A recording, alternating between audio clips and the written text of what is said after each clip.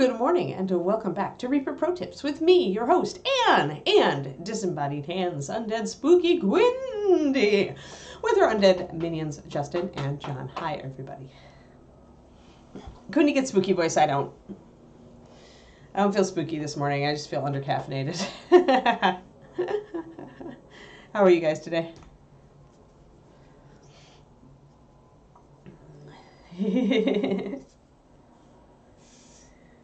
Yes, indeed. We're all undead at heart, right? At least we all feel like we are. Let's see here, dude. Come into focus. There you go. Yeah. All right. Let's get some color on this guy today. I want to do some wolfy fur. I have a couple choices for fur here. Tepid. Oh no. Hello, everybody. Hello. Feeling tepid doesn't sound very fun. So, for fur. So I could go brown with the fur. That is an option. We could do it. Going brown lets us introduce kind of that grounding color. If you do, I would go with a very dark brown, and I would try to highlight it in a very cold manner. So if you wanted to do this more like a bear skin, for example, you know. He is, that said, he is a blood wolf, so I was going to go wolfy with it, which would be more gray. I can still put hints of brown in it if I want to get kind of that earthy tone in there, as wolves often have brown on them. And when I do that, I typically will treat the back of the pelt like the wolf's back, even if there are no paws or heads hanging off of it. And then I'll shade it around to being more cream at the front, more like the underbelly of the wolf, and that's where you'd find some brown colors. So if I'm going to do it, I'd probably do darker, and then I would get just a bit of brown and cream at the front to make it just more interesting. And that's the thing I don't like about bear pelts, is they tend to be pretty uniform, and so it's harder to do like different colors in them. So yeah. That is what I think we're going to do. You could also go black with it, but I was already planning on going black with the armor, so that would be, a bit too much black. You can do it. You just then need to make those things stand out compared to each other. So maybe you use like walnut for your black on the fur, and then maybe you use like blue liner for your black on the armor. One second. I'm very sneezy this morning. Ugh, it's one of those allergy days, guys. Ugh. Boy. It is. It's definitely one of those. Ugh. It's been the last couple days. Yeah, it's vampire dude. It's vampire dude. So yeah, so when I want to use wolf colors, I mean, I can use wolf gray, which I think I've got back here. Yeah, I do. Wolf gray. Another way to make a great wolf color, as I've talked about before, and actually in the PDF I just put out, is to just mix a cream color into walnut brown. You will end up with a little bit of brown in your gray, and that's really what you want. That's what wolf gray has in it. You could also use stone gray for the same reason. Let's see here. Where is my stone gray? There it is. Stone gray is a bit darker than wolf. It still has brown in it. It's not quite as brown as wolf. But it also, it's a little bit higher coverage than wolf. So, yeah. Now, both of these are pretty pale, relatively speaking. So what I think I'm going to do is I'm going to grab my stone gray, add a little bit of walnut brown to it, and then I'm going to maybe bring it up with wolf gray. I don't want my wolf pelt to be too light, because he is a vampire and I want him to stay fairly dark. Yeah, allergies are awful. My allergies late. And it's all in the morning. Like, it's always in the morning. Later in the day, it's not nearly as bad. But I expect lots of sneezing and nose blowing today. Sorry, guys. Apologies in advance for the... And I have a 24-hour allergy pill that I take in the evenings. So that's still under effect, but it's like, oof. Oof. So, yeah. So let's do some gray. Let's do some gray. And we'll add in a little bit of brown, too, as I mentioned, as an accent. But I'm going to mix up a bit of this. So I'm going to do 4 and 1, since that's what I usually do with my ratios, guys. Being consistent with the ratio that you start with when you do your mixes just means you make fewer mistakes if you try to remix a color. If you always know you always start 4-1, then there's no question really. If you kind of can figure out which colors you used, there's no question what you did. My Stone Gray says, "You have not used me in a while, and I am clogged." This happens.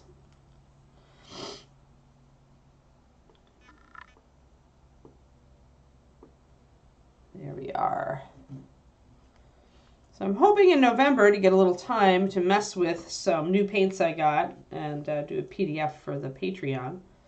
I also want to do a PDF on like the later series Bones colors, a lot of which were added after I left the company, but a lot of which are just HDs that were ported over, or some other colors. There's at least one from Pro Paint that made it in, Mold Yellow. And I want to do some, just some what are those good for kind of things, because I do like the Bones line. It's one of the better, I think one of the better things we've done at Reaper. Okay, yeah, I'm not familiar with that, Missed him. Yeah. And I have to unclog my my walnut. Yeah, most of the time it's fine. It's just like lately, so I just deal. It usually goes away like by the time lunch rolls around, or shortly thereafter. It's probably just something that gets mixed up into the air when the temperature rises in the morning. Okay, come on, walnut. There we go. One nice drop of walnut. So walnut's going to really, really impact the Stone Gray heavily because walnut has so much black in it. So much black. It's part of what gives walnut excellent coverage, but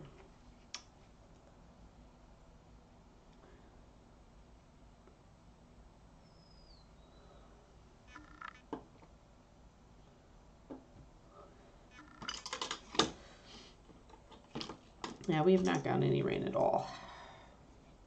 We get dew, but we don't get precipitation. All right, so then let's mix this up. I'm just putting a brush full of water in there. If it goes too brown, then I'm going to have to neutralize it a bit. But that's a pretty good gray. Kind of looks like gunpowder brown, although it's a little bit grayer. So that'll be a good base, a good dark base for a wolf fur, I think. Yeah, El Nino is murder. That's why we're having so much. That's why all of the West and Southwest are currently in a drought situation. Blame El Nino, and they're thinking it's going to stick around until at least January. I read. David is sad because he wants to ski this year, but it looks like there may not be a good ski season.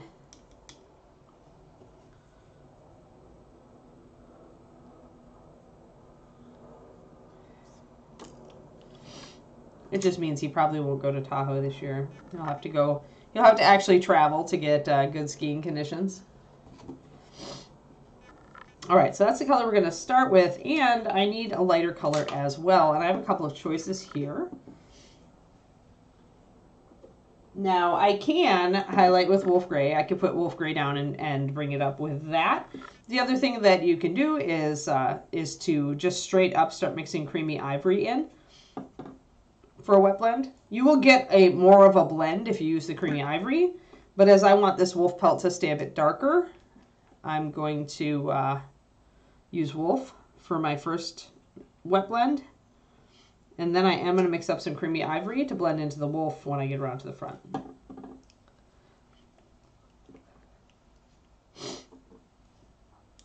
But you don't want to use a flat gray for wolves ever. They're not.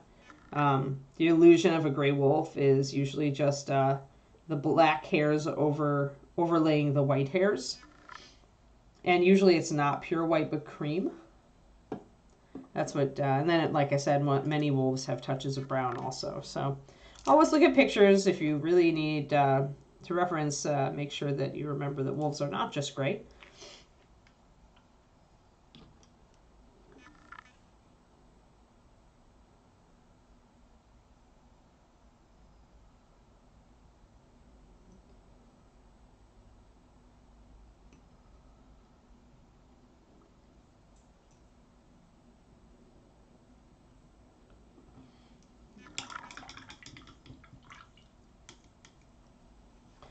So I'm going to work a little bit thicker with this wet blend since I'm not putting down a base coat. If I were putting down a base coat, then I would, then I could work really thin like I've been known to do. But on textured areas, that's not always a good idea. On textured areas, I often will work thicker with wet blending.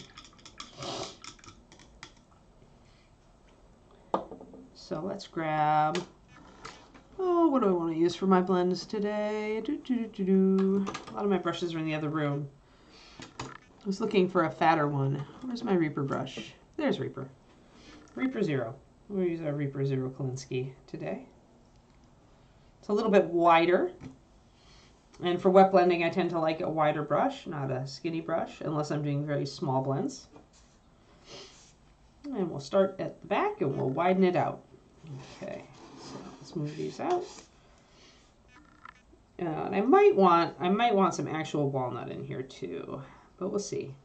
Often I will actually darken a palette down to walnut at its darkest place, but here I don't know if I want to, so we'll see. So essentially I'm going to lay down my dark color and then I'm going to start working my lighter color, which in this case is Wolf Gray, into it to get a blended appearance. Doing wet blends on fur is the easiest way to get into doing wet blends. You can also do the opposite. You can start with Wolf Gray and mix in your dark color instead. But I tend to like to start dark and work light. Get that kind of gradation. So you can see how the texture really aids you in getting a smooth blend because it breaks up the surface so much that even if your blend is not smooth, it's going to look smooth.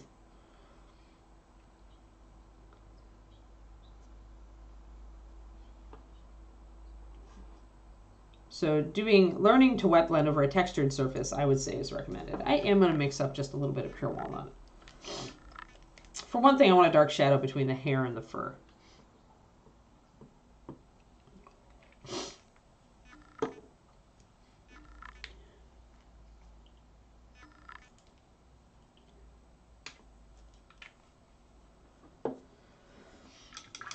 Because that's not nearly dark enough in my opinion.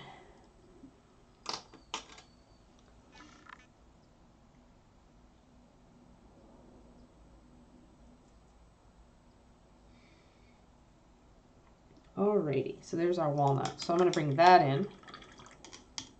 And because this texture is fairly thickly sculpted, I can repaint this area numerous times without losing detail. Alright, pop some really dark walnut up on the top there, right under the hair. Essentially aligning, but since this is part of our shadow color, we can just expand that a little bit. See, dark. Now grab your dark gray and blend that in. Extend your dark color down a little farther than it was. Like so, and then grab your wolf and start mixing that in. Go back and forth between the wolf and the dark gray. So now I've pulled my dark color down farther, which I like a little bit better, especially for this kind of guy. He's going to be very dark overall.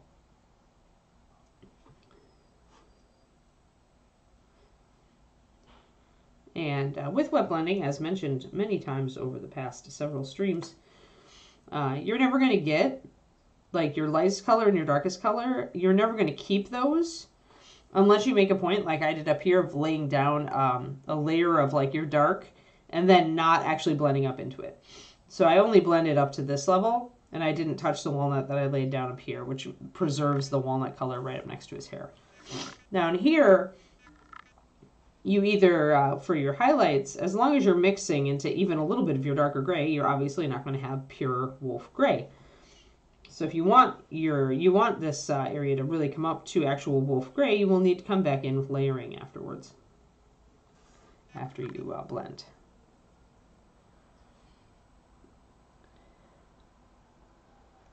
Yeah, wet blending on fur is as far as I'm concerned, the best technique for fur, like flat out. Dry brushing is not ideal for fur in most cases. Though if you do dry brush in the direction of the fur, it can work, but that usually doesn't work because the strands go down into your brush goes down into the crevices, right? So that's the problem for me, is dry brushing, you have to brush across the texture, and this automatically creates a texture problem where it doesn't look like fur. So I consider dry brushing to be very bad for fur, in most cases. Just a poor technique for fur. I think you arrived at that conclusion on your own, Agent Marvel, so now you see why. All right, I want to get this a little bit lighter here. Bring in more of my wolf gray. Yeah, I've used, I can't even remember when I didn't use wet blending to set up fur. Because it's just such a good technique for it.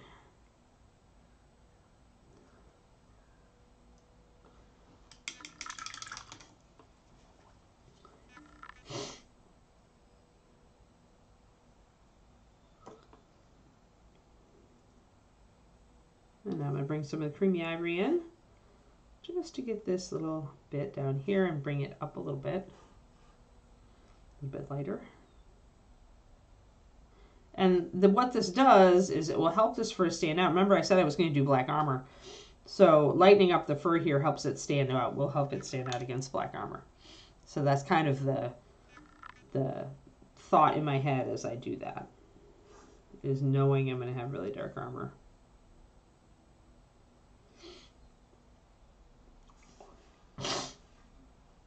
And then when I go around to the back, if I want to, depending on what color how dark I decide to take this shadow here, probably pretty dark, I can layer or wet blend in some of the creamy ivory back here, really, really low down on the back.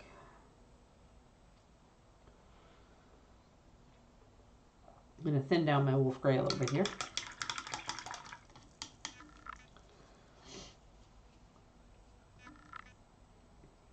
So it's more layering and a little less thick.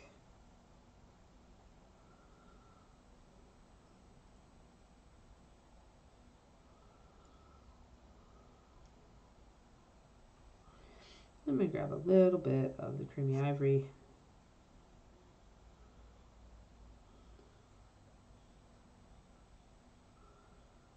I'll work a little bit of it in at the edge.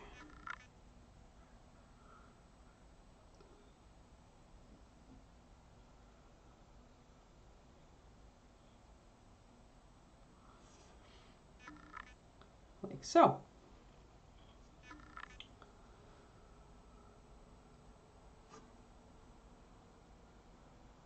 I can bring a little bit of my wolf gray up just to hit little strands in the darker wolf pelt to bring out the texture.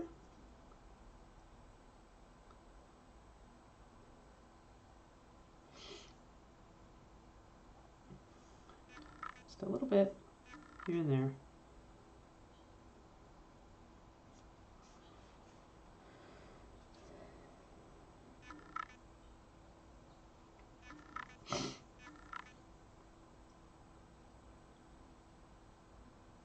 But yeah, when I was teaching Paint Club, I would always teach people to wet blend fur so that they wouldn't dry brush it.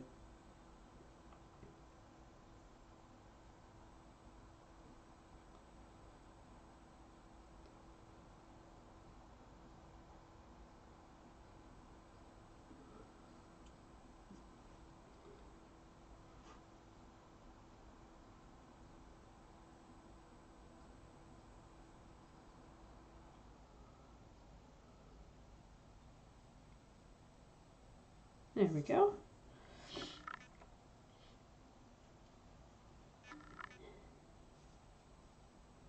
And then I think I want, actually, I might grab even some pure black to add a little bit of black streaking up at the top, since wolf hairs are tipped with black usually, especially the guard hairs. Kodiak, you lay down one layer of color and then you essentially take a different color and smush it in. So you're usually working with a light and a dark, so that your mid-tone that you achieve is, you know, something that's between those two. So I can wet blend, for example, walnut. If I put walnut down, although this is very thin, but I can then take some of my creamy ivory and start wet blending into the edge of that walnut to create, you know, kind of a blend of the two colors. And unfortunately, the walnut is really, really light, and it's already drying on my palette, but you get the idea. That's what I did here with the wolf pelt. You lay down one color, you blend the other color into it. You can do multiple layers like I did here. I did walnut with wolf gray blended into it, and then I started bringing in creamy ivory on the front here. I use the same brush stroke I use pretty much for everything else, usually, although often on pelts I'm going to use it like a top down, but I'm going to go in the direction of the fur, just like I would if layering. So when you say technique, give me a little bit of an idea what you're asking specifically. Because that's kind of like a summary, but what are you looking for?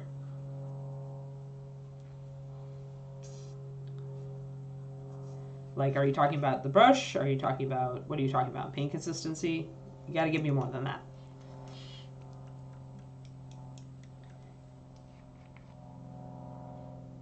I mean, at its base, you're laying down one color and you're kind of working the other color into it, but you're not necessarily covering the previous color. And there are places that you're going to bring more of the lighter color in than the dark, and vice versa. And you can start with the light color, or you can start with the dark color, depending on the surface you're doing.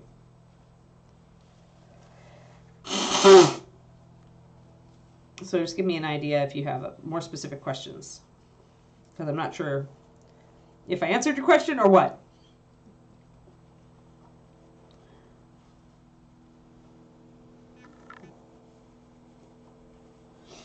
Hopefully as the morning goes on, my sniffles will subside.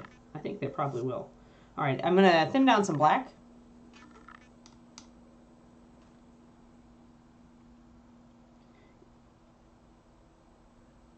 Yeah, I'm going to do a video on this for my YouTube on wet blending, but... And I don't just use it for fur, I use it for a lot of things. Essentially, its idea is to establish a quick blend. And then you can go back and refine that with layering, which is wet over dry, of course, which is most of the stuff we do.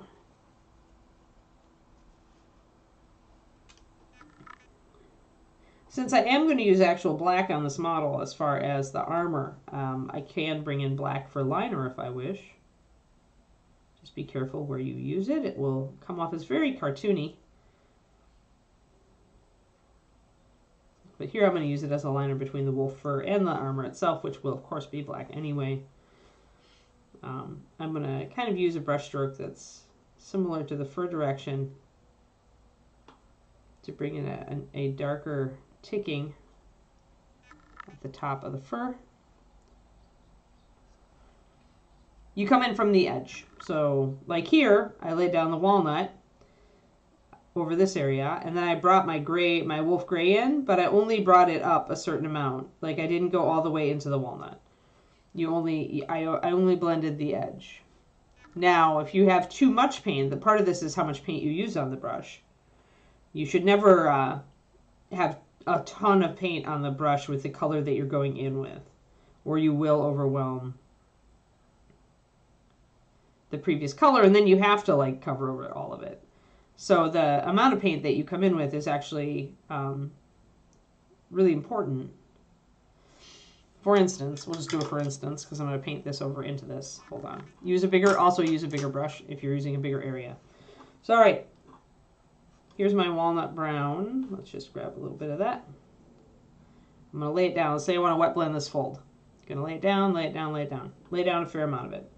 Then maybe I come with my lighter color and I start, let's just use wolf gray. Always have a lot of difference between your colors too. Like when I use the dark gray into the walnut, you hardly saw anything. But now you're going to start. So you see kind of the colors blending together. You can rinse out your brush, squeeze it out, come back in, maybe pick up a little bit of your extra walnut over here and start smudging that line. But notice I didn't go all the way up. Notice I'm concentrating on this area between the two colors. Kind of going back and forth. If I need to pick up a little more walnut, I pick up a little more walnut. to bring that down into this area so that I can get a blend.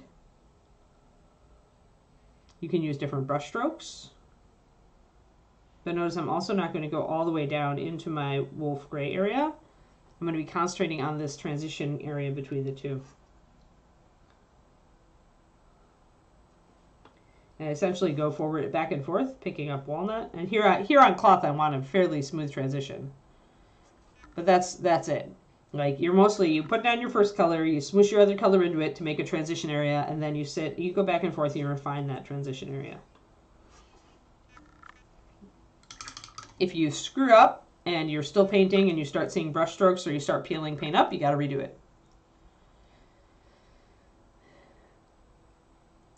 Yes, and you have to have, when you're coming in, especially if you're coming with a very dark or very light color, you need to make sure your amount of color you come in.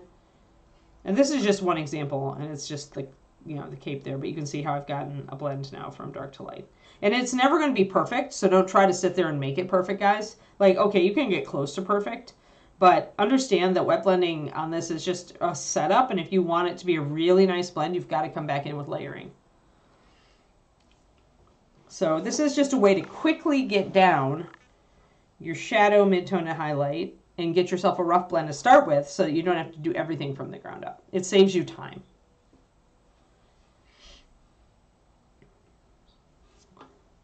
All right, so I put in a little bit of black at the top of the wolf pelt.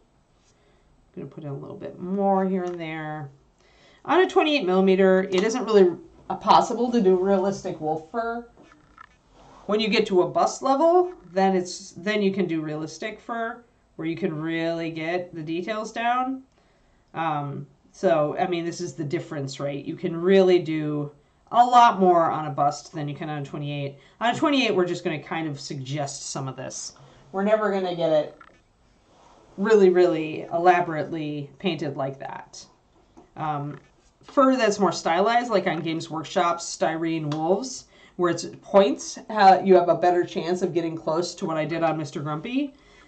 Fur that's more chunky like this and more realistic, you're not going to be able to get it. So I'm just pretty much going to bring in a little bit of black here and there.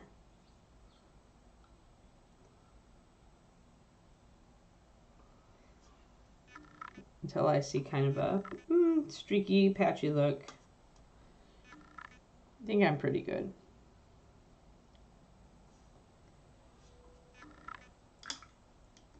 But there's all sorts of things to go into that Kodiak, and when I'm done with that YouTube video, maybe a couple of months from now, then I'll be talking also about your paint consistency, which makes a difference, and the amount of paint on your brush, which makes a difference, and the brush you use, which makes a difference. Just going to put a little bit of highlighting up here on top of the shoulder, because it is in the light. Because that's the other thing you have to think about, right, is it's not just that your fur has a pattern of colors, but also that some of it is in the light and some of it's not. So I'm going to lighten up that shoulder area a bit because it's closer to the light.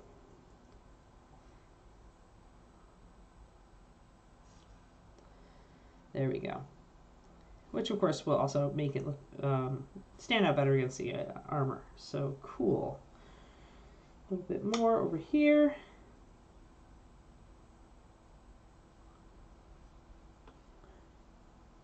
But yeah, 28 millimeter fur, usually not very easy to work with on this. Or it is easy, it's just, you can't get really detailed with it, usually.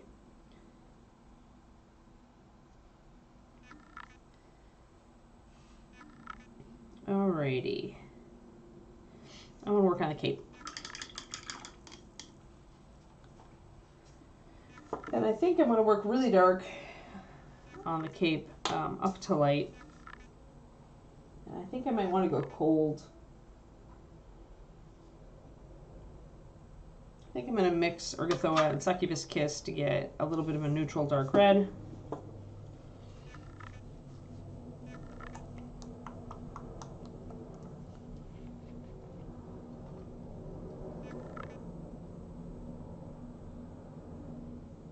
I'm going to put 4 drops of Ergothoa. I'm going to go 2 drops of, sorry, 4 drops of Succubus Kiss because it's the weaker of the two.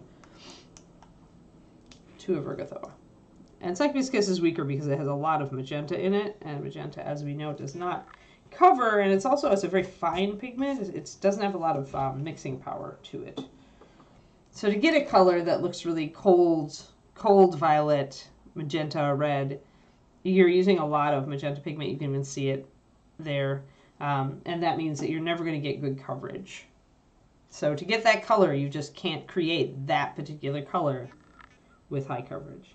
But I can add a little bit of Ergothoa in, keep a little bit of my coldness, but because Ergothoa has much better coverage, it'll help, and I'll still have a colder red than if I had just used Ergothoa itself. So that's the color I've made. It's sort of a dark, violety, bloody red. I could wet blend the back of this cape, but I think I'm going to layer, so I'm just going to base coat with this dark, dark color. I might do some wet blending in the shadows with the Rogue Shadow, because Rogue Shadow, remember, is a very reddish brown liner, so maybe I'll pop some of that in. If you put pink in, it's going to completely overwhelm this color. It's going to turn pink, because there is 0 white in either of these colors. And when you add white to a color that does not have any white pigment in it, it's going to really, really push it. It's going to really change it instantaneously. And with how weak the Succubus is, I wouldn't want to push this. I mean, you'd have lots of shift, which you don't want on a vampire unless you want pink vampires, which is up to you. But I don't. I'm just going to do a 4-to-1 with water, paint to water.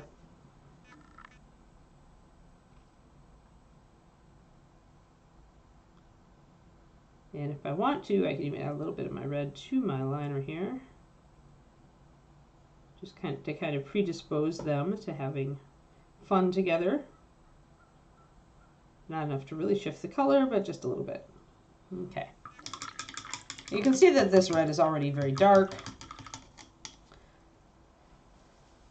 So, all things considered, it's not going to, the shadow isn't going to be much darker than the actual base.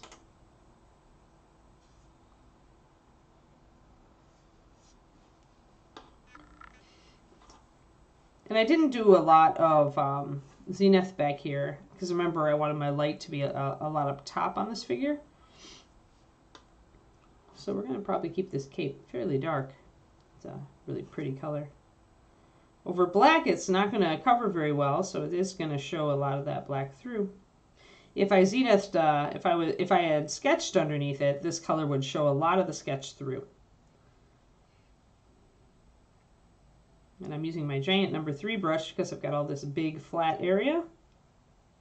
So I can, although it does mean that I might blorf onto my wolf pelt, which I just did, but that's okay. Get some water, take it off.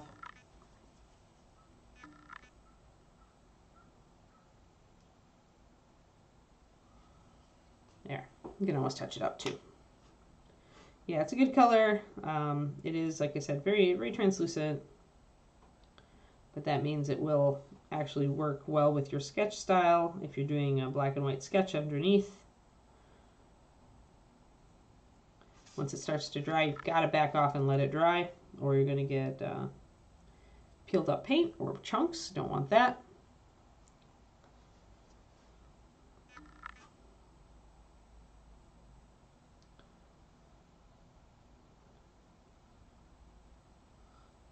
And here you can see the difference between having sketch underneath or not. I had brought up this fold with a light gray. When I put the color over it, I get a highlight. And when I put the color over the black behind it, you can't even really see it. Here we've got sketch on this side, so we're going to see this. Let me put it down.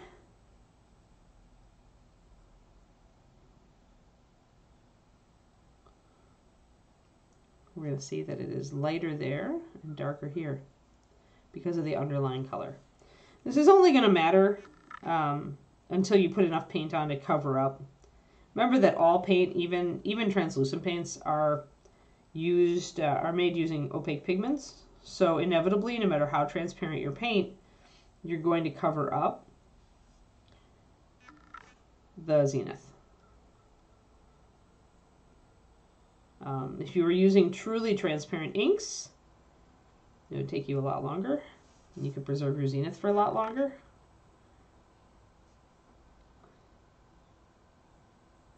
Yeah, I want this accent color. If I don't make the inside of the cloak the same color, then I will only have it on the back of the model, and I won't have any of it on the front pendrive, except for the tabard here, but I want that. So.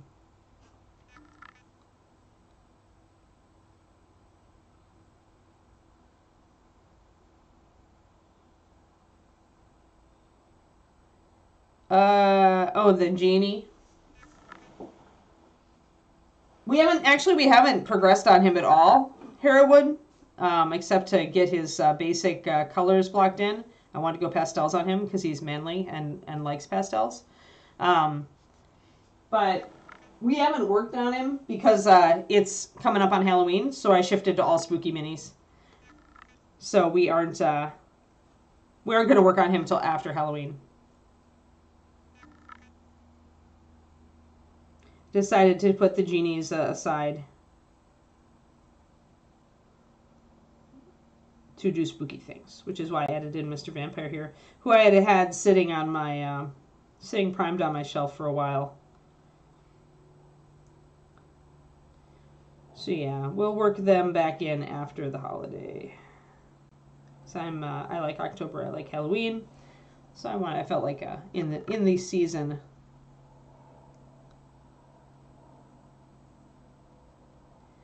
I don't think I mentioned it before. I'm just explaining that should be kind of your idea. Like, you're working on color composition here. So when I highlight this red, I probably will go a little bit orangey. And so the hair and this red will actually act as if they are synergizing, as if they're all kind of the same color. So my accent color on this model is definitely red. Because the face, even though greenish, is so pale that it's not reading. So yeah, that's the thing. It would, okay, so if these two colors were right next to each other, Polly, they would clash. However, I have a bunch of neutrals and darks that are separating the red from the hair. And that enables me to do this without risking as much of a clash. Also, as I mentioned, if I'm going to bring this up with a little bit of orangey color, that's going to help it all read as the same color, even though it's not. So it's a trick you can do. But yeah, back to the whole, I didn't discuss the color composition necessarily, Pendrick, but if I made the interior a different color, one, I'd have to choose a different accent color, right? There's not a really good choice here for the interior of the cape. Because I'm going black with the armor, I'm neutral grayish with the fur. I'm going to have like gold and silver accents, but other than the red, that's the strong color here, right? Because vampire. So if I only put red here, it would be a lot less effective. So like then you just have red top and bottom. And it's a lot nicer to have the accent color be kind of moving in a diamond pattern around the model. So this lets me do that. But I don't typically enjoy making capes a different color on the inside because of that, because then I have another thing to worry about with my color comp. And here, because the armor is going to be black, I can't make the interior black. So, you know, I can't do that. Do I want to make it white? No, because he's a vampire. So I don't want to go with that.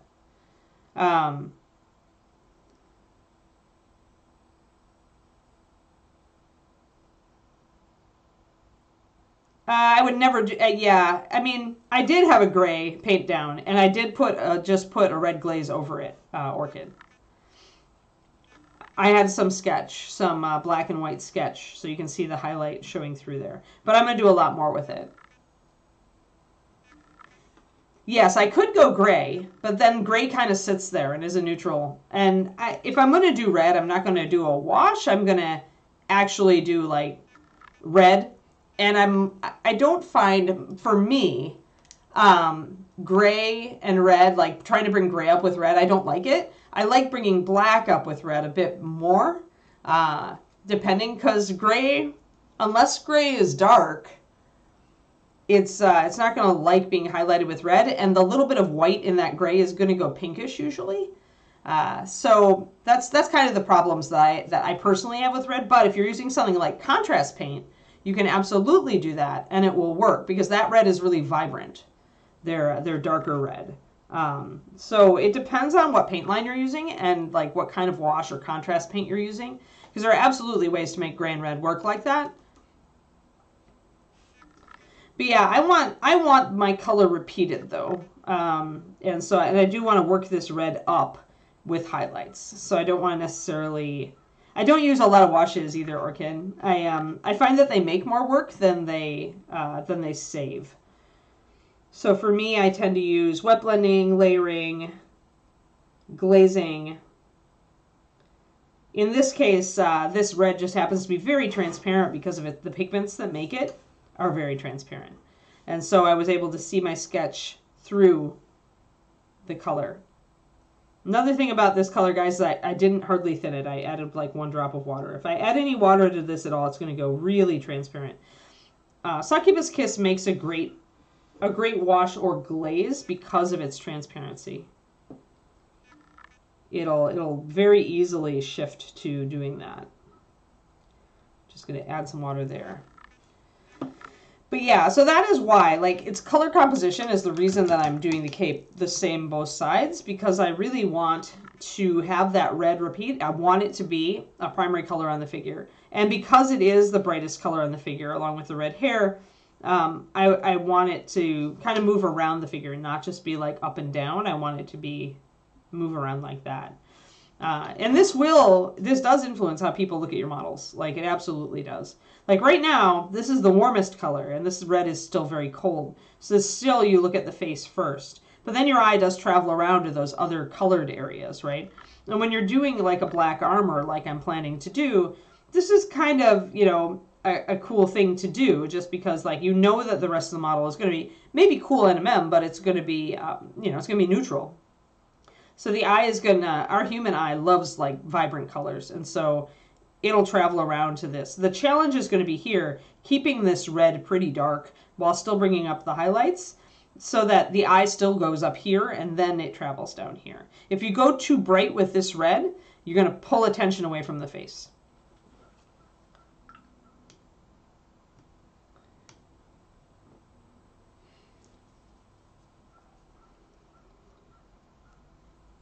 Alrighty, so that said, we have a base color down. It's very dark purpley-ish, magenta-ish red, and I totally forgot to wet blend it because I was distracted by questions, but that's okay. I like questions. I can still wet blend it if I want to.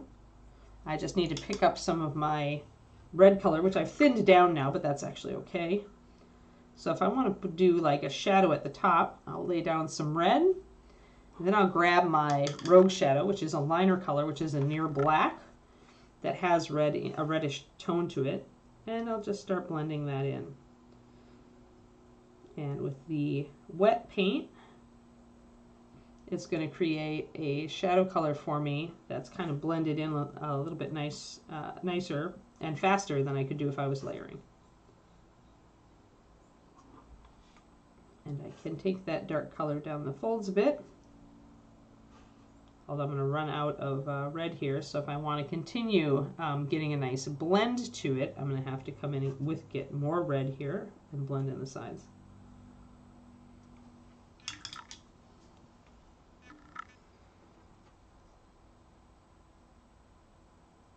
But yeah, everybody makes their own color choices, right? So some people would definitely make a different color choice here than me, and it would be perfectly valid.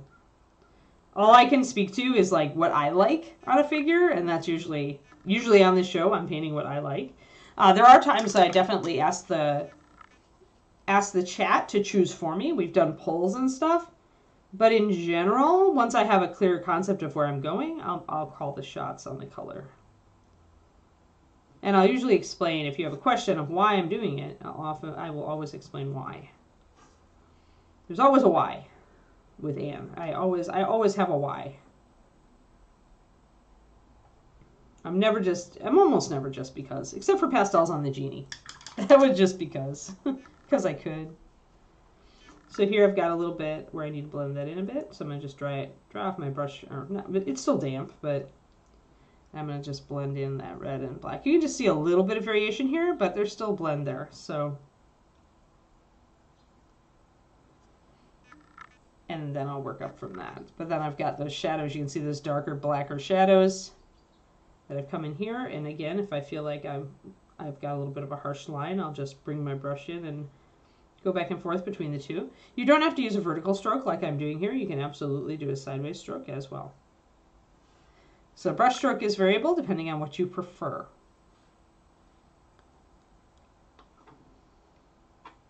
So just to set in the shadows quick, and then we can do highlighting on the red. So more paint over here, and dark shadow here. And mostly I'm focusing my shadows, my darkest shadows up near the top, because that's where this overhang from the wolf pelt is. And I do want a dark shadow there. Then as the color moves down the model, there we go, now you can see it more. Yeah, there's almost always a reason. Like there are honestly, like, you know, being a person and a human being, like there are times where I'm just like, I felt like it. And that's the reason.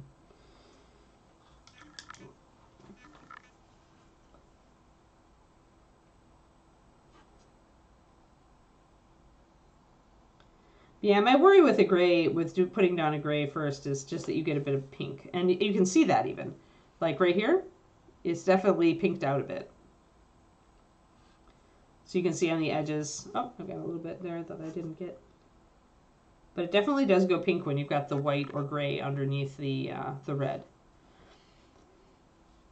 And if you want that colder highlights, go for it. It's a little harder to work with because the pink overwhelms the red so easily because the white kind of is overwhelming. It's a very strong pigment when it's added to a more transparent color like red.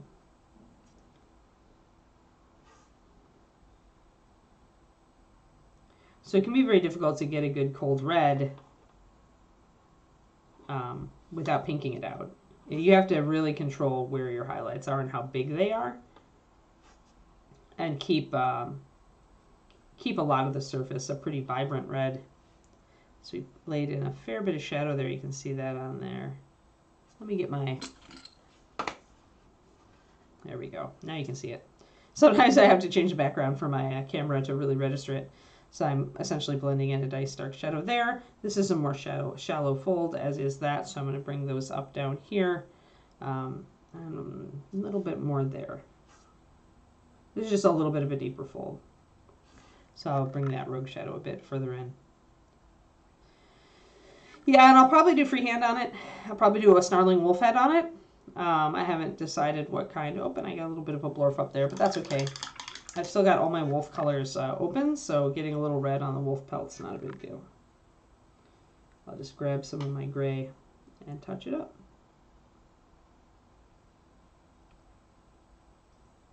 There. But now you see why I went lighter around the edge here, because I went so dark with this shadow. And that essentially gives me a very clear demarcation line between the pelt and the red. Now, I may decide, because I went so dark here, I may decide later that I need to like darken this pelt down, and we'll see. We'll see how that goes. I do think I need a darker line between the hair and the pelt, however, so I'm going to reach for some black. Maybe some black mixed with some rogue liner. Because here with the black background, you can definitely see that we could use a little bit more shadow right up next to the hair. Get that dark line between them.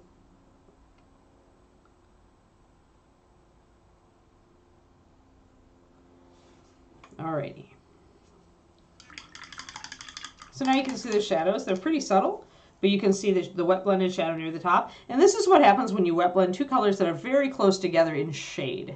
So in this case, two dark colors, as opposed to blending a dark and a light color, which is what I usually do if I want to set up a blend. Or even a dark and a medium light color. So now one thing I would not do at this point is I wouldn't come and probably blend a lighter red into this. I think I'll use layering from here on out. Layering is more precise and it lets me control my surface as far as the percentage of the surface that I'm covering a little easier than wet blending. Wet blending is always going to have a little element of unpredictability to it, which is the cool thing because you could get a really cool effect that you weren't expecting, but also it means that you can't control it as much. So if you want tight control, and in this case for this cape I do because I want to kind of keep this deep red, I don't want to lose a lot of it. Oh, I may need to walk in the other room and get my violet red though because I think that I may have put it in there. My violet red is missing, but I can probably make some. Normally I would use violet red for this. It's a red that has a lot of blue and purple in it, but I can get there probably with Succubus Kiss and Blood Red.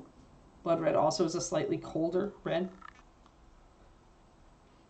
Probably looking this way because this is how the cape is moving.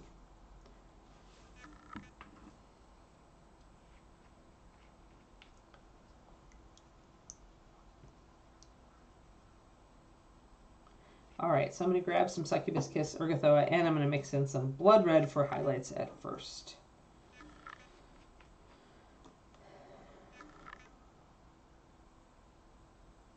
I believe that I don't remember, but I think the Blood Wolf insignia actually is a wolf face front. I don't remember. Maybe it's two wolves. I don't remember. But I'm going to have to put probably 3 drops of Succubus in here. 1 drop of Ergothoa, 1 drop of Blood Red.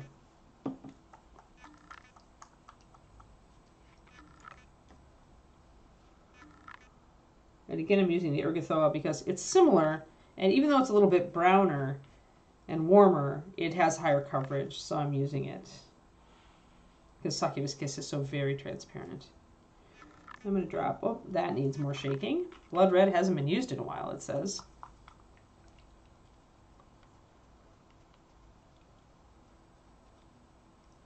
Yeah, red brick would give you more purpley, more of a purpley color at the start.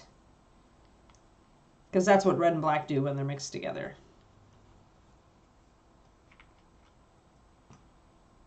All right, let's see if I get a decent drop there. Yeah, I do. Okay, so 1 and 2 drops of blood. So appropriate to use Blood Red for a vampire. So that's what that looks like. Let's mix that up.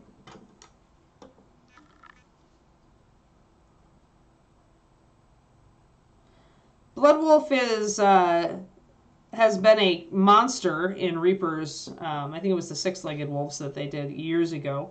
And then they made it a vampire faction for ReaperCon several years ago.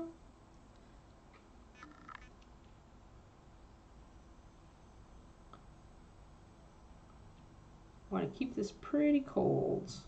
That's a pretty color, kind of a garnet color. There, that's that color.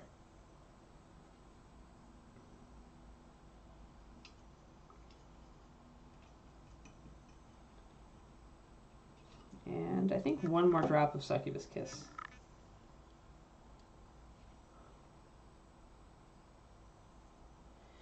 Hey there, Emaldo. Yeah, I'm Ann. I worked for Reaper now for I am 19 years I've worked for Reaper at this point. I came on as their staff painter. I became their paint line designer. I created Reaper Master Series paint. My name is Ann. I left the company as far as I was an owner for a time, and I left the company in 2020 to move out here to be with my now husband. I can say that now, guys. Woo, we just got married. But I still work part-time for Reaper doing the stream. So yeah, I painted a lot of the original Templar models for Reaper, for Warlord, and a lot of stuff down through the years before the paint department got really busy. And then I wasn't a staff painter anymore. I was just a paint line designer.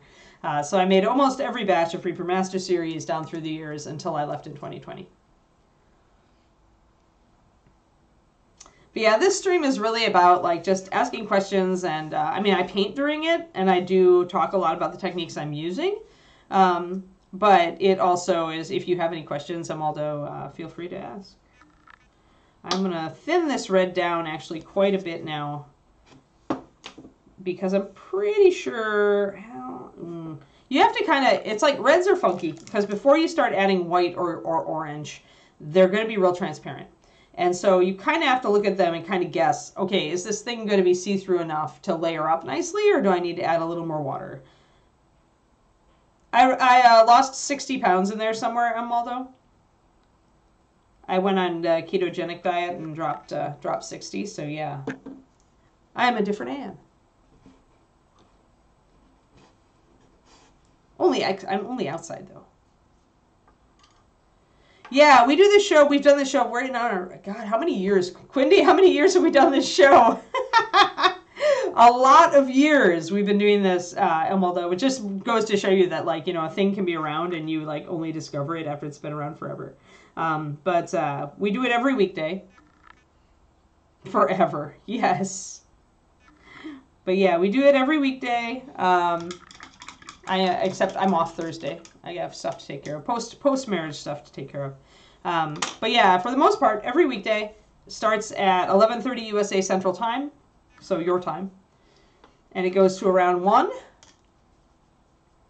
Usually a little later. I often start a few minutes late, so I go a few minutes late. And we work on a, yeah, we're actually vampires, don't tell anyone. Quinny's just in the spooky mode. So I'm going to say that this is thin enough, by the way, for my first layer. So I'm going to kind of test it down here. Just kind of see how it goes. But yes, we work on a 6-model rotation, and we work usually all the way through a model. Unless I really start getting just kind of like bummed out on a model, then I've been known to not finish it.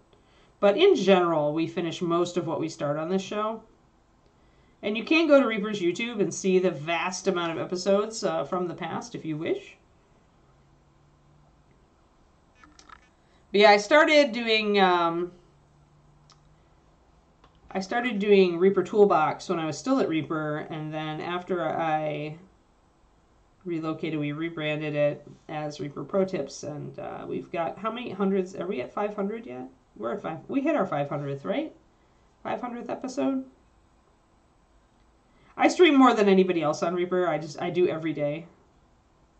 None of the other painters or hobby people do it every day because they're not crazy. It went fine, Pendrake. She got a little stressed out a couple blocks in, so we just turned around and went down the other side of the street to get home.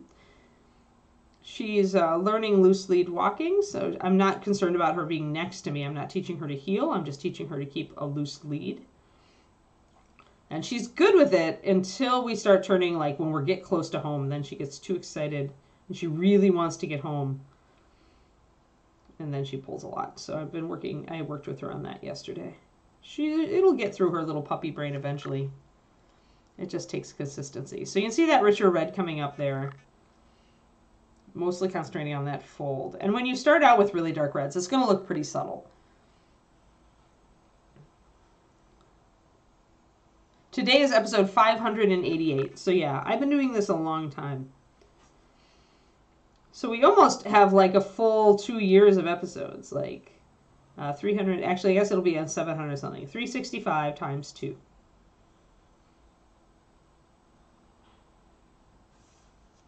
But yes, what Pendrake asked about is my new puppy, Emaldo. I have a new pupper. She's 4 months old in 2 days. And so she is still a bundle of energy and teeth. It actually was kind of a rough day with Kiki yesterday as far as the bitiness went. That's why I've started doing the walks, because I want to be able to give her a good long walk.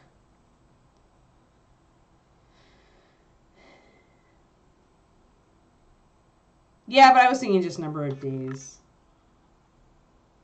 And technically we miss days in there too, so, you know, here and there. So it's not a perfect number for a number of weeks. I'm more interested in, like, the number of effective years. So, like, 365 times 2. When we hit to that episode, we should have a stream anniversary.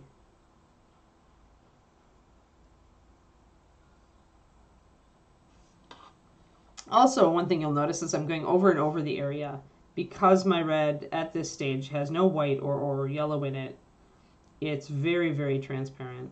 So if I want a really rich red, I'll build it up through a couple of coats over this dark color. All right.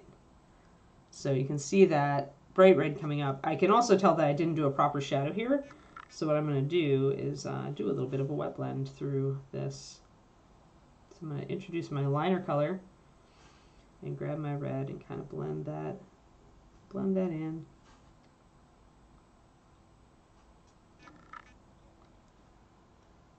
Yep, the YouTube is full of all sorts of shows. Rhonda Bender, who wrote our Learn to Paint kits, also does a show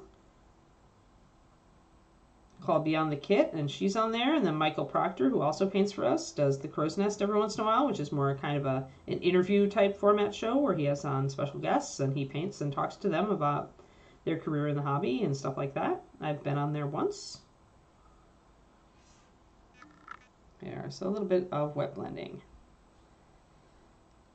Hey, Neural. What is that, 36? It is. And also I sing every once in a while. Only when it's super special, like Neural doing 36 months. So that's a triple sub-anniversary.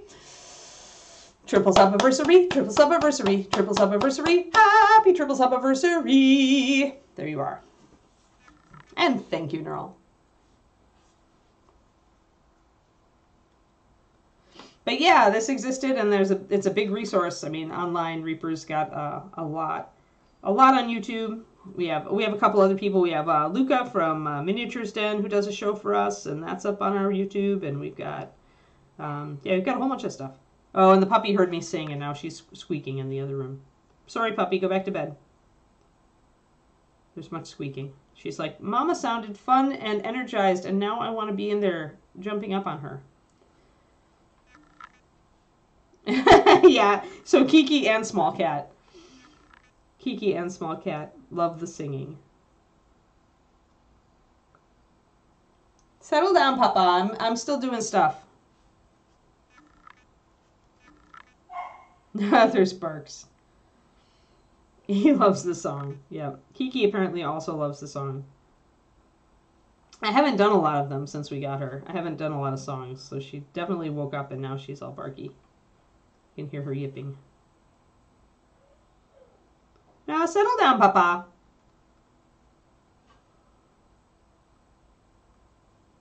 Do a little bit of dark color in here.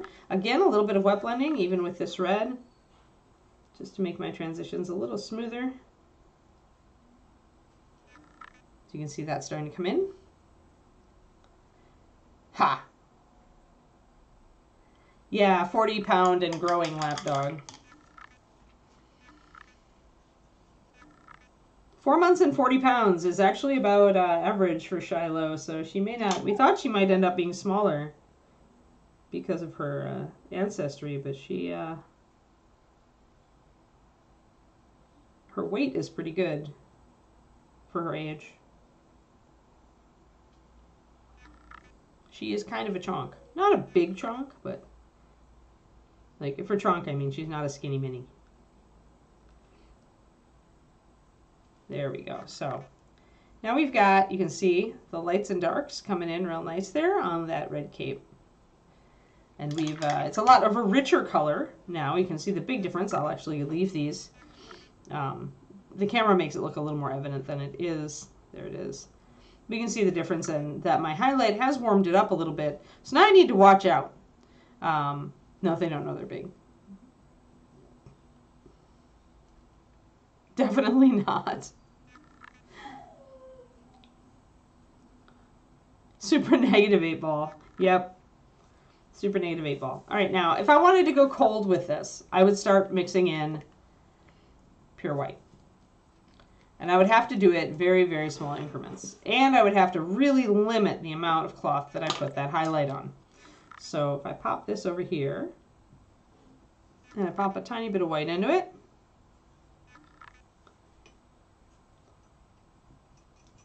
that's going to bleach it out and make it very opaque as well. And I feel like I actually need to cool it down just a little bit.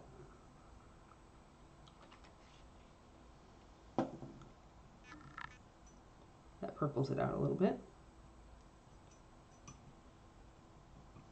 And another thing that I can do if I feel like my red is getting too warm because the blood red or whatever I did warmed it up is I can glaze. So pop a drop of Sake Hibiscus into there and throw a bunch of water into it. So it goes to colored water. And you can see how dark purpley it is. And I can essentially glaze this over the cape to make the color be colder. I put a bunch of it on, then I'm going to rinse out my brush or grab another dry or damp brush and I'm going to wick off any excess that's pooling. It's still wet, so I can really grab it and pull it toward the edges. Grab any pooling color. Don't want it to dry here. It will make rings.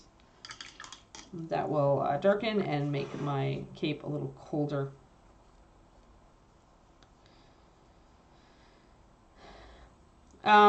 You need pure white. Solid white is a different base, Miss Stimp. I wouldn't actually use solid white for highlighting at all. Solid white is meant to be more high coverage white, like as far as the base goes. And that means it's not as good for highlighting because it's got coverage. So it's going to fight you when you try to introduce transparency. You really want to get your pure white, in my opinion. As creator of the paint line, that was the intention. The whites are not always interchangeable, and neither are the blacks.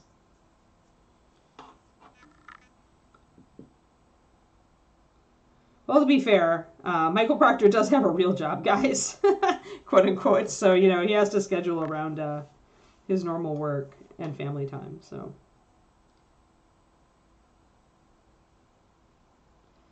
All right, so I'm going to just hit the edge there with this color, kind of judge it. And I'm going to try to put a little tiny bit here down on the bottom. See how much lighter it might show up. Yep, and you know what? Dragon white is just not quite as highly pigmented as pure white. It has a slightly different formulation. It's a little harsher. It's not as matte. Yep. More complexity. I've gone over all this. If you are on my Patreon, there is a PDF on the differences between the whites and the blacks. I did a PDF on this a couple of years ago, so if you are a patron, patreon.com/paintingbig, run all over there and get that PDF. Hunt it up. You should be able to find it through searching keywords like painting white, painting black, or black and white. I try to be very good about adding descriptive keywords, and you can search those on the front page of the Patreon. I'm just bringing this in and seeing if this is going to be too much or if it's just about perfect.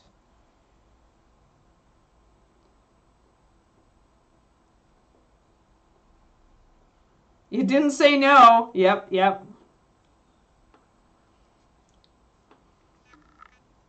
That's true. It did not say no. So I'm going to say, actually, I'm not seeing any brush strokes here. So this is probably a pretty good color to start with to bring up a highlight on this fold. I've added white. I thinned it down. I can see that lighter color, kind of a rose color almost coming in. So we have to be careful or our cape will go rose pink. The clears are, okay, so the clears, wow, I did a PDF on that too. So the clears are just like the Chimera colors. There's this industry trend, Waldo, for single pigment colors. So essentially colors that are very mixable because they don't have black or white or any other pigments in there. And that's what the clears are. Clear red is red pigment in a red base. Clear yellow is yellow pigment in a clear base. Clear blue is blue pigment in a blue base. Like, that's it. And clear magenta is just magenta pigment in a clear base. So those are very mixable colors. The clears, if you have the clears and white and black, you can mix any color in Master Series. They're also very good for glazing. Like if I wanted this red cape to become very vibrant, I would glaze with clear red because it's a highly pigmented red that's really, really bright. So glazing with it would make the whole cape more intensely red. It does work for OSL if you thin them, but you've got to thin them down to glaze level. And the ones that I find that work best for that are the green and yellow mixed together, and the magenta work great together for glazing, for those OSL effects. But you'd really need lighter colors for OSL, so you can use clear red too. I've had some success with that. But you got to be a little careful with clear red. But yeah, that's what it is. And you can also mix them into a color if you want it to be more intense. So here, if I wanted this red to go brighter red, I could put 1 drop of clear red in there, and it would really punch it up without losing the coverage that I have. So that's the other thing.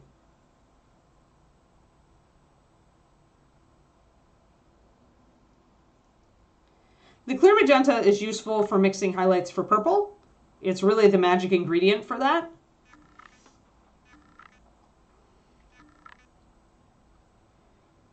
But yeah, I have a whole tier on my Patreon for those who don't know.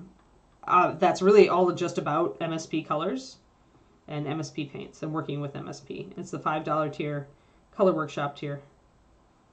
And I analyze colors and I tell you how to work with them, their best highlights and shadows, and like their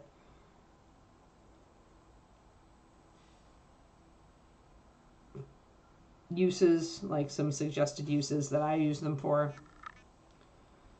So if you are interested in my Patreon, that is a great level. That honestly is the level that the most people tell me they love, is my $5 level.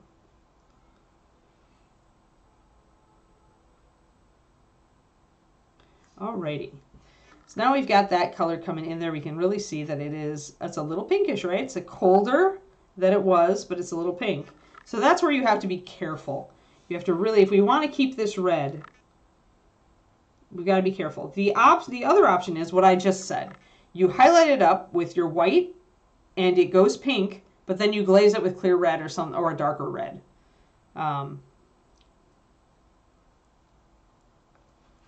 If you are mixing a highlight for the purple, you need something with magenta in it. If you don't have clear magenta, then your next best bet is Runic Glow, which is essentially, it's got a lot of magenta and white in it with a little bit, there's a couple other, I think there's a little bit of red pigment in there. But you're not going to get a vibrant purple color highlight without magenta in some form. It's really, that's what it's for. And obviously I added clear magenta in other ways. I added clear magenta to his hair to shift it colder. I'm using a color that's loaded with magenta to shift this cape colder. So obviously magenta has other uses. Magenta is pretty much your cold red. I don't think I could even function without magenta these days. And I would never have said that years ago when I didn't understand how to use it. All right, so we've brought up the color a bit, and we're colder than we were. We did manage to coldify it a little bit. So I'm going to add another bit of white to this color. I'm going to take a brush full of it and add more white. And again, I'm being very cautious because if I add a lot of white to this, if I add a lot of white to this, it will really overwhelm it. So I'm really just putting a dash of white. Now we're really into the pink zone. Into the pink zone, folks. And that means we have to thin.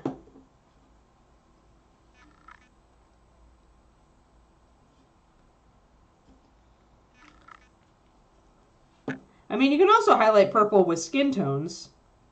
Pinky skin tones, like rosy skin. I did a PDF on this too. But, and you can highlight it with just plain white, but you're going to get different color. Like if you want a really kind of like a purple highlight that really pops for your purple cape, then you want a color to highlight it that is using magenta usually. Using skin tones is going to give you a more faded purple, which could be good for what you're doing. Depends on what you're doing. All right, so I thinned this pink down. It's probably still going to leave a brush stroke, but I'm going to actually use it and see. Well, maybe not. Maybe it'll thin. Maybe it'll actually be okay. I'm going to go real close. See, yeah, it did leave a brush stroke. See that? So essentially the white that I have added in is messing with the opacity. When you add white in, white is the most highest coverage color, period. The pigment has the highest pigment grind. It has the highest coverage of any pigment. And so when you add it into a color, you will see brush marks usually when you're going over a background color that it has no white or has very little. Especially, there are two ways to deal with this. You can either thin it more, or you can do what I just did and take the previous color and paint it over that edge to get rid of that edge.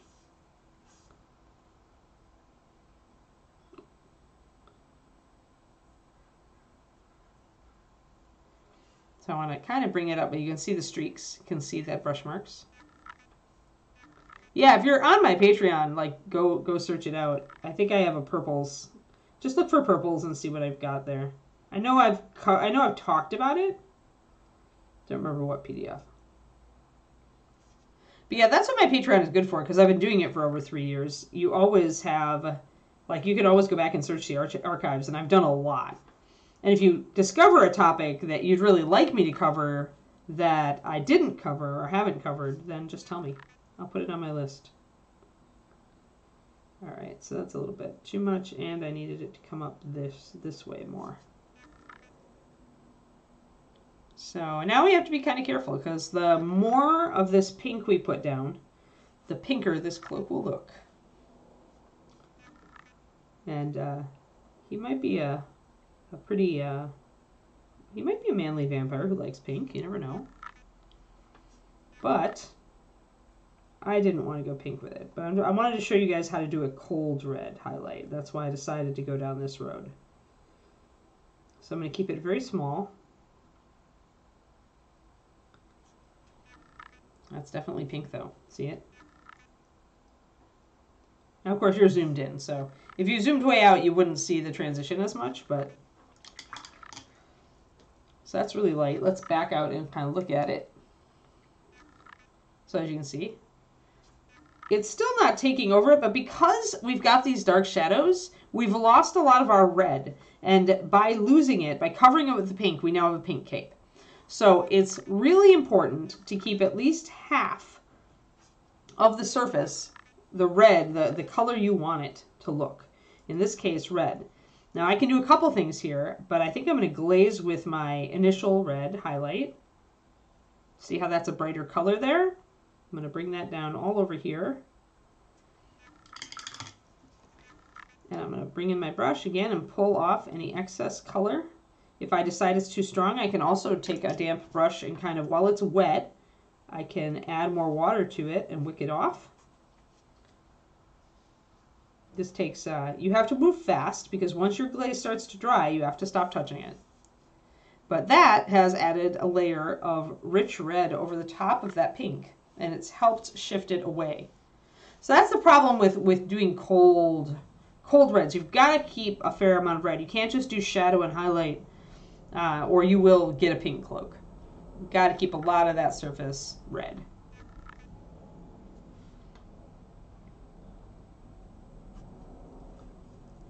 So I'm going to keep a lot of red here on the interior, I think.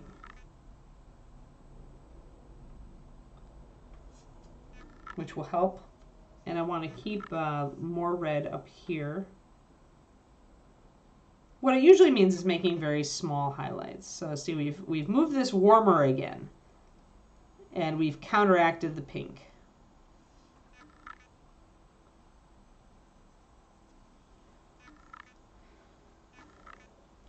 I'm going to thin down this color. Thin down that color. But yeah, so when I'm doing cold red, I tend to go back and forth over the surface a lot because it's just going to be a lot of glazing and a lot of touchiness to try to get that to highlight in the way that I want it to highlight.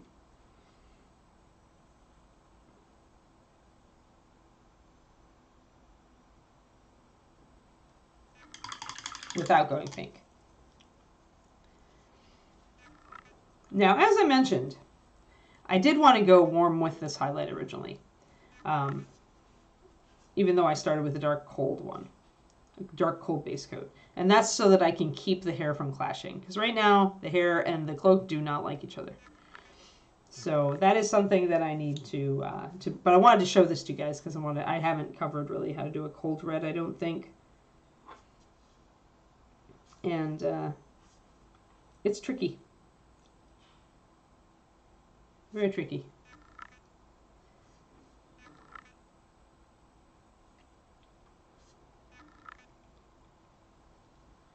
And that's pretty cold dark red right there.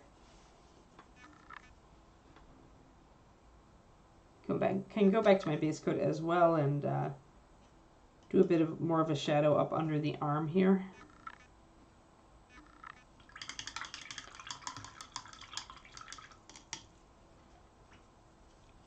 But yeah, myself, I enjoy warm reds a lot better. I like going up to orange and even a touch of yellow on some reds. I've done that before on the half orc, keeping it very, very dark red velvet.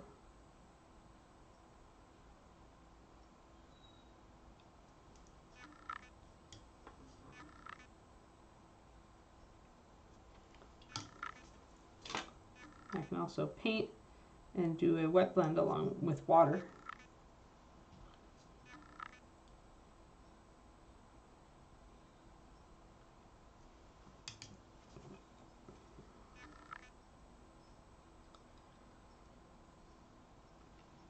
But yeah, and I could continue to bring it up if I wanted to, lighter and lighter, just bringing my highlights up very small.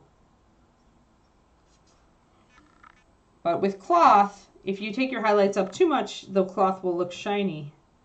And I don't really want him to have a shiny cape. So one thing that I can do is I can keep my highlights more toward the bottom of the cape and have everything else be more richly red. Oh, squeaky puppy in the other room. I can hear her. So I can bring up the edges a bit. And this may, if you do this to a certain point, it will look faded. See that? That looks like a faded edge to the cape. Because when you start adding white to rich colors and they start to to pink out or go to a pale blue or a pale brown or whatever, that's the effect that you get, is a faded effect. If you want it to be more of a dusty look, then instead of doing adding white, you add something like driftwood brown, which is a pale brown. That's really good for dust colors. So then that gives you that faded effect if you want that. Which, for undead, it'd be fair.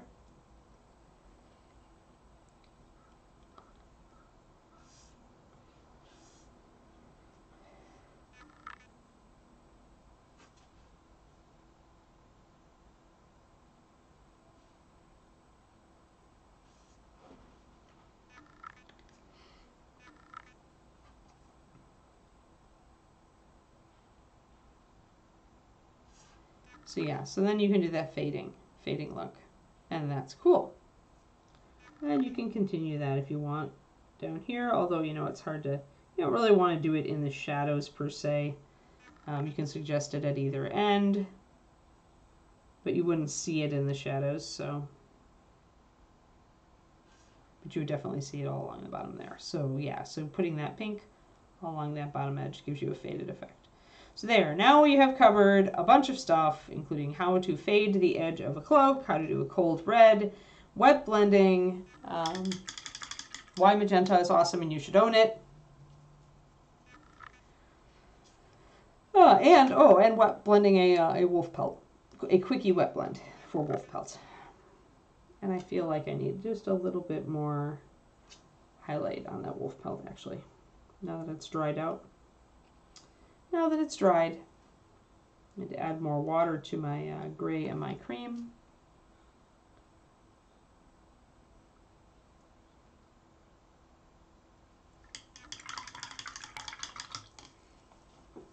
Yeah, both David and I are dubious about that theory, Pendrake.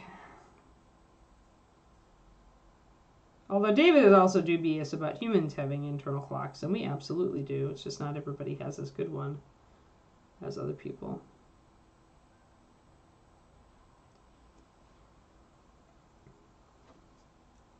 Otherwise, people wouldn't be able to wake up before their alarm goes off consistently.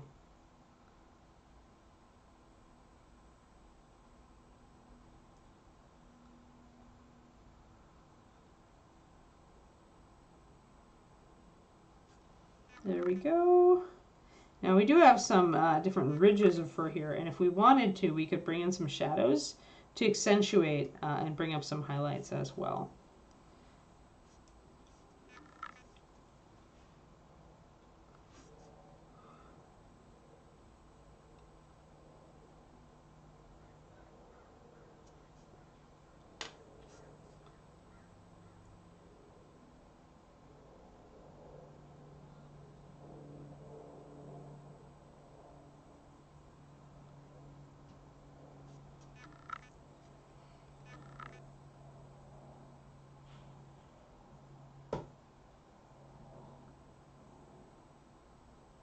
And you can hit little bits of fur, bring them up, make it all look a little bit more integrated.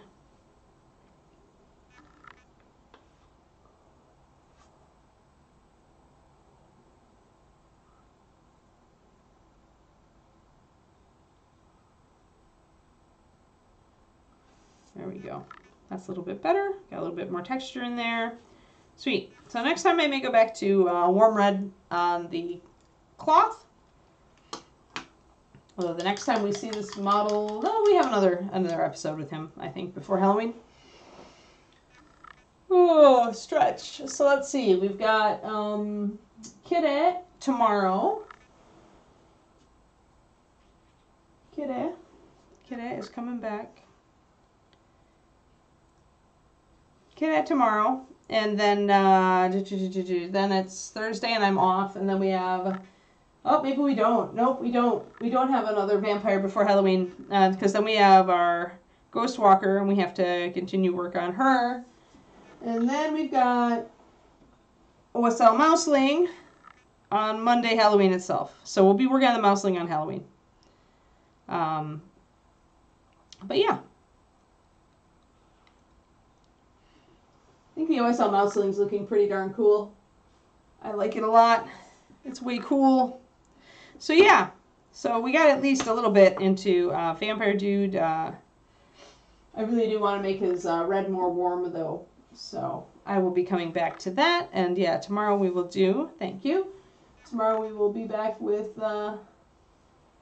tiny skeletal kitty and big kitty and our tombstone and yeah. And our mini kitty diorama. Mini kitty diorama. Yes. Thank you all for coming along and show up tomorrow for more work on the evil Necro-Meouncer. Yeah, who knows, right? With Crow's Nest. Who knows? All right, everybody.